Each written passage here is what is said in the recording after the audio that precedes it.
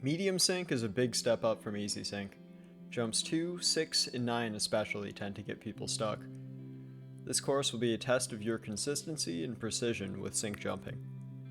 You'll want to be quite comfortable with easy sink to have a good chance at making significant progress in this course. If you put in the practice, you can get through these challenges and take your sinks to the next level. Before we get to sink jumping, it's extremely important to verify that your interp or lerp settings are updated from the default. If you haven't, or you're not sure, I've made a video that details how to adjust these settings. Now that your network settings are taken care of, we can move on to Jump 1. Jump 1 is a triple sink, not unlike the last jump in easy sink. Here you need to move straight up and perhaps have less time to get in your rockets than in the jump in easy sink. If you aren't already doing this for your sinks, stop yourself with S or slam into the wall. Then use your movement keys to keep yourself in place horizontally. You should shoot your first rocket early enough that you still see it. That way you can time your second rocket based on when you move through your first rocket, making a 2-rocket bundle. This timing will be quite ping based. I've recorded all of these jumps offline, so if you're playing online, you'll want to wait a little longer to shoot the second rocket for them to line up. After that rocket, you can look up at your bundle to prepare to time your ground rocket. Once again, ping changes the timing. The higher the ping, the further back the rockets look from where they actually are. This effect is amplified by having bad lerp settings, which is why it's so important to change them. Anyway, with higher ping, you'll want to shoot your ground rocket at a time that appears earlier than what I'm doing. If everything's timed well, you'll fly up to the top. If you don't know already, you can tell if you're late by the size of your damage indicators. Rockets that hit you while you're still on the ground produce bigger damage indicators than those that hit you when you're midair. Jump 2 is notoriously difficult. It features 3 double sinks. The first can be timed quite consistently by jumping off, timing your first rocket well, and then doing a rocket jump the moment you touch the ground.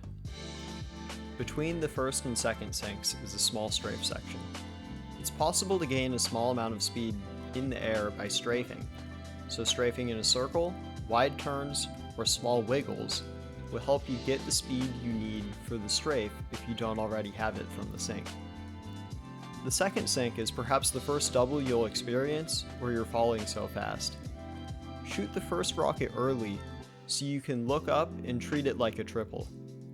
I like to face backwards so I can back up into the jump and aim behind me easily. With stock, facing sideways and walking with A instead of facing backwards accomplishes the same goal. The third sink is similar to Easy Sink 7. Gauge where you're going to land and shoot there, then complete the sink to reach the top. Practicing Easy Sink 7 will help you be able to get a better feel for these types of sinks. If you've beat the last jump, chances are jumps 3 through 5 will be pretty easy for you. Still, there's some info I have that can help you become more precise, more consistent, and more knowledgeable with these types of jumps. Jump 3 features a water sink. When doing water sinks, it's absolutely crucial that you crouch before you jump. If you don't, your height is reduced drastically. This jump is possible in a double, but if you don't quite make it, you can perform a triple with the height from a double sink. You can actually get enough height to resync with a triple from a pretty mediocre water double, assuming you did a crouch jump. The starting platform on Jump 3 is pretty high compared to the other doubles in this map, so you'll want to wait pretty long for your rockets. On Jump 4, the height is more familiar. Do a double like in Jump 3, then shoot off the angled surface on the ceiling. These upward ramp rockets take a bit of time to get used to, but since you should have a lot of speed from the double in the water, you should have a lot of leeway in that last rocket. Jump 5 gives you some water to sink on and a large gap to cross. Here I walk off and prepare for a double, but it's also possible to use a triple to make the gap easier to cross. The sixth jump in medium sink is another one that tends to be a stumbling block for people. The most common problem during this jump is not performing a crouch jump for the triple and missing out on all that extra height. Beyond that, cleaning up your bundles and timing your last rocket as late as possible will help you get the speed needed to make it out the top. In this example, I'm way too far in front of my bundle, and I end up getting a lot of horizontal speed instead of vertical speed. However, it's totally possible to zoom up and slam hard into the ceiling above the hole. Similar to what I explained in JumpThrough, you'll want to use strafing to gain some speed so you can avoid the obstacles on your way up during this jump. You can see me strafing in a half circle and wiggle strafing in this jump. Jump 7 is a wall sink. You need to get pretty fast from your first rocket in order to get a sink on the wall to carry you the rest of the way. I explained how to achieve this in my speed shot video, so be sure to take a look at it if you're struggling with the first rocket in this jump. As for the last two, pre-fire where you're going to meet the wall, then execute a wall shot to catch yourself and reach the end. The 8th jump in the course is a telesync quad. Walk all the way up as far as you can in the slot, then aim at the bottom of the wall to start the sync. With each rocket, jump up to a teleport which sets your aim. Once you're at the end, and this is important, hold S. That way, you back up into the wall and are closer to all 3 of the pre-fired rockets you're about to sync with. All of the previous steps should be quite easy to execute now that you know what you're doing. It's all down to this 4th rocket. Time it as late as possible, and remember to check your timing after you're done. Some circle strafing can help you get into the small hole once you've executed a good enough quad. Jump 9 will perhaps be your first quint. This setup is common among many jump maps, though the spacing of the platforms will vary from map to map, so it's useful to be able to time your quints based on where your rockets are, rather than remembering how long each part takes.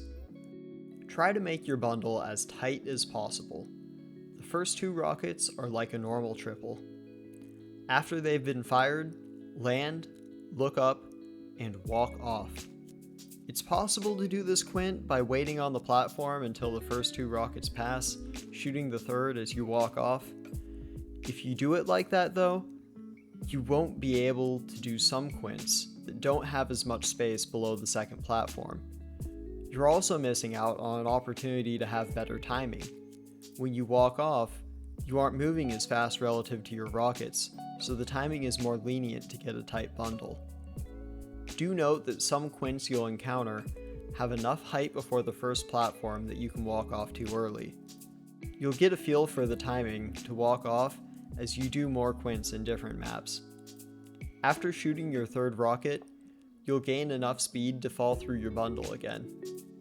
Your 4th rocket can be timed in the same way your 2nd rocket can, though you're likely falling faster through your bundle than you normally do for your 2nd rocket. When you fall to the bottom, you'll have some time before the last rocket.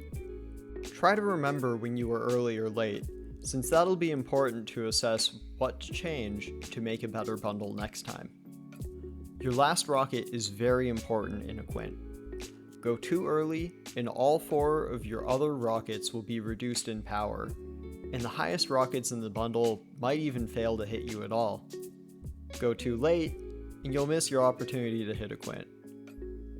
There's a couple options you can go for with your last rocket. You can do a normal rocket jump, like any other sync, or you can hold crouch at the bottom and simply shoot the ground. The advantage of doing a normal rocket jump is that you're already used to them from triples.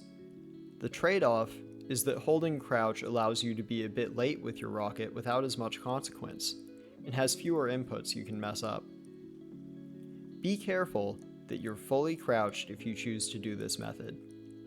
If you start pressing crouch too late, you won't get the burst in height you need to make the jump. Let me know if there's anything else I should add. Thanks for watching, and have a great day.